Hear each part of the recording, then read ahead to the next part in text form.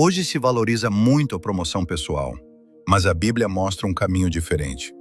No livro de Filipenses, há a orientação de que nada seja feito por interesse próprio ou por vaidade, mas que, com humildade, cada um considere os outros mais importantes que a si mesmo.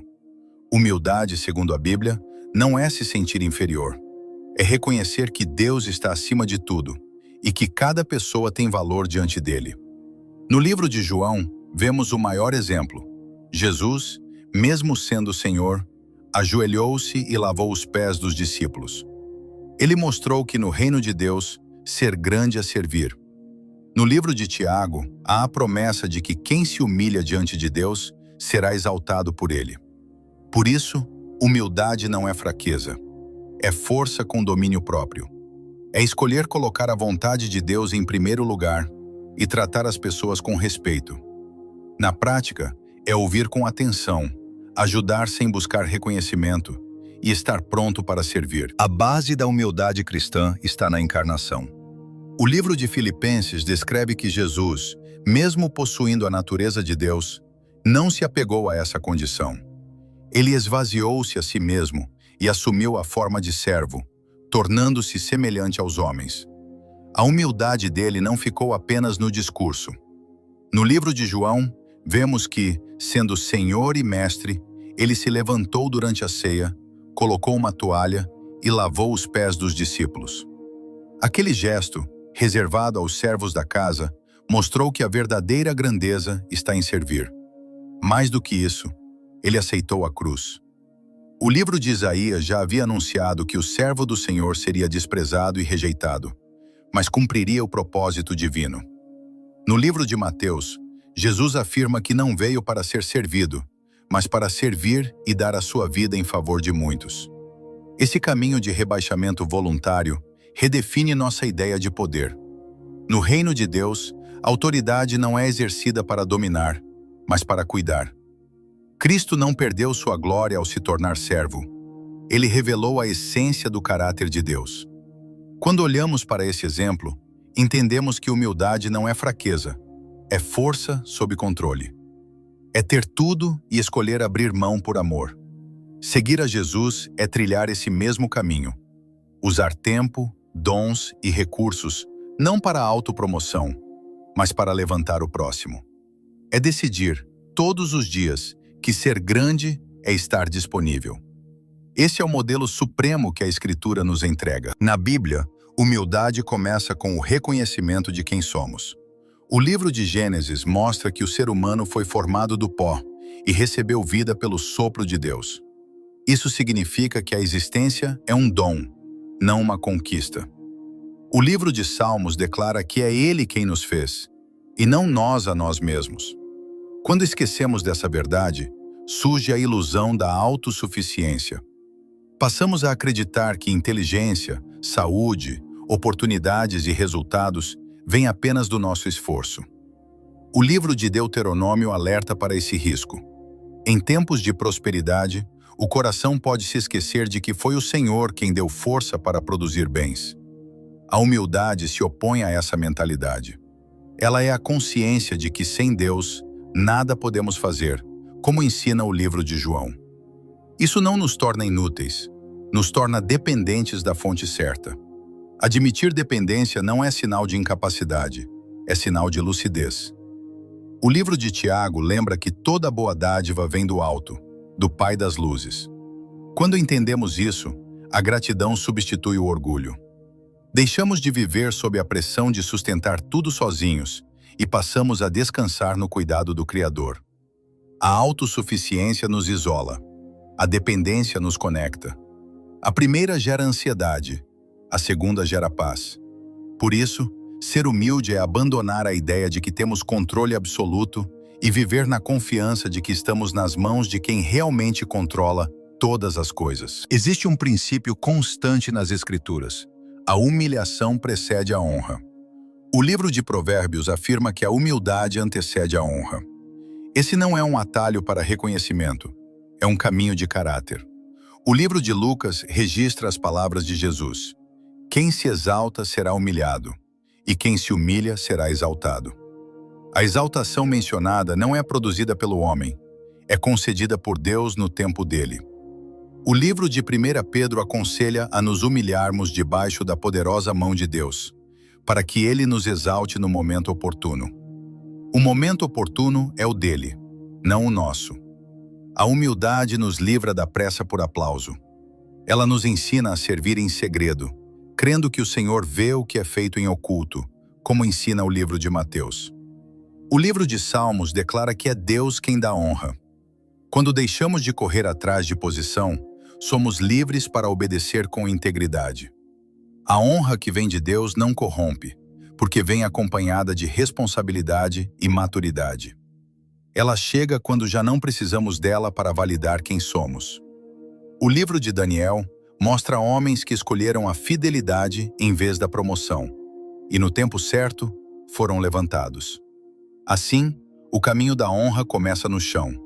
Começa na fidelidade silenciosa, no serviço sem holofotes, na obediência que ninguém aplaude.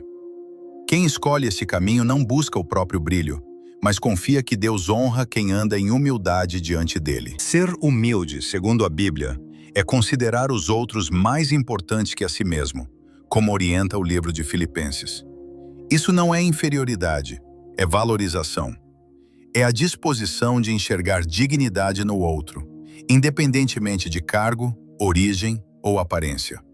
O livro de Romanos pede que tenhamos preferência em honrar uns aos outros. Essa atitude rompe com a lógica da comparação.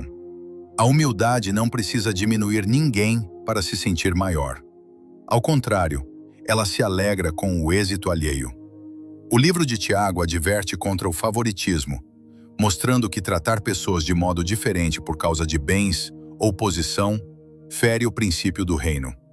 Para Deus, cada vida tem valor, e a humildade nos chama a refletir esse olhar. No livro de Mateus, Jesus ensina que tudo o que fizermos a um dos menores, a ele o fazemos. Isso eleva cada gesto de serviço a um nível de adoração. Valorizar o próximo é ouvir com atenção, é oferecer tempo, é dividir o peso, é lembrar o nome, é perguntar como está, é servir sem escolher quem merece. O livro de Gálatas nos chama a levar as cargas uns dos outros. Quando vivemos assim, saímos do centro e nos colocamos ao lado. A humildade nos tira do pedestal da crítica e nos coloca no chão do serviço. E nesse lugar, descobrimos que nenhuma função é pequena demais quando feita com amor, e nenhuma pessoa é invisível aos olhos de Deus. O livro de Salmos fala sobre o coração contrito e o espírito quebrantado, dizendo que Deus não despreza essa condição. Quebrantamento não é a humilhação imposta por pessoas, é a honestidade diante de Deus sobre as próprias falhas. O livro de Lucas apresenta dois homens em oração. Um lista suas qualidades, o outro apenas reconhece sua necessidade de misericórdia. Jesus conclui que foi o segundo quem voltou justificado. Isso mostra que a autojustificação fecha a porta da graça, mas a confissão a abre. O livro de 1 João afirma que se confessarmos os nossos pecados, Deus é fiel e justo para perdoar. A humildade, portanto, é necessária para que a graça opere, porque onde o orgulho se defende, não há espaço para a cura. Arrependimento não é apenas sentir tristeza, é mudar de direção. E essa mudança só acontece quando admitimos que estávamos errados. O livro de Provérbios diz que quem encobre suas faltas não prospera, mas quem as confessa e deixa alcança misericórdia. O orgulho insiste em ter razão. A humildade tem coragem de dizer, eu falhei. Essa verdade diante de Deus não nos destrói, nos reconstrói. Quando paramos de esconder limitações morais e éticas, permitimos que Deus trate áreas que antes protegíamos. Assim, o coração humilde não vive de aparência, vive de transparência. E é nessa transparência que encontramos restauração verdadeira. Humildade é dizer, seja feita a tua vontade. No livro de Lucas, Maria recebe uma notícia que mudaria toda a sua vida e responde, eis aqui a serva do Senhor. Cumpra-se em mim segundo a tua palavra. Aquela resposta revela submissão sem reserva. No livro de Mateus, Jesus, no jardim do Getsêmani, em profunda angústia, ora ao Pai pedindo que, se possível, passe dele aquele momento, mas conclui: Todavia, não seja como eu quero, mas como tu queres. Ser humilde é alinhar os próprios desejos aos planos de Deus, mesmo quando são difíceis. O livro de Provérbios orienta a confiar no Senhor de todo o coração e não se apoiar no próprio entendimento. Isso exige humildade, porque o orgulho quer controlar, antecipar e garantir. Submissão abre mão desse controle. O livro de Jó apresenta um homem que, diante de perdas enormes, escolhe não culpar a Deus, mas adorar. Essa postura não elimina a dor, mas elimina a rebeldia. O livro de Romanos ensina que todas as coisas cooperam para o bem daqueles que amam a Deus. A humildade nos ajuda a crer nisso quando a realidade não faz sentido. Ela nos dá força para obedecer sem entender tudo. Submeter-se não é passividade, é ação confiante. É decidir que o propósito de Deus é maior que o nosso plano. E quando vivemos assim, encontramos paz mesmo em meio à incerteza, porque descansamos na sabedoria de quem vê o fim desde o começo. A Bíblia é clara ao mostrar que existe uma oposição entre Deus e a soberba. O livro de Tiago afirma que Deus resiste aos soberbos, mas dá graça aos humildes. A mesma verdade aparece no livro de 1 Pedro. Resistência aqui indica que o orgulho levanta uma barreira na comunhão com Deus. O livro de Isaías revela que o Senhor habita com o contrito e abatido de espírito.